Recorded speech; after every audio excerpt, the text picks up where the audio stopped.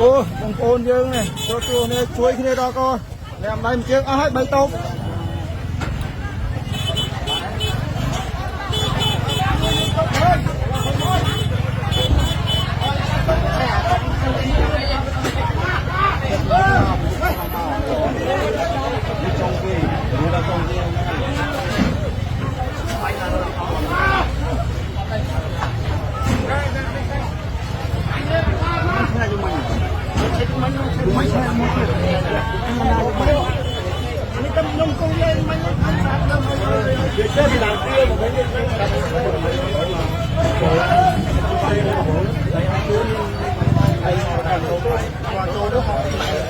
mình đắt mua là phải đắt nhiều hơn này.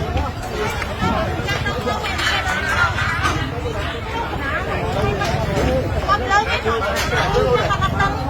lớn đây quan tâm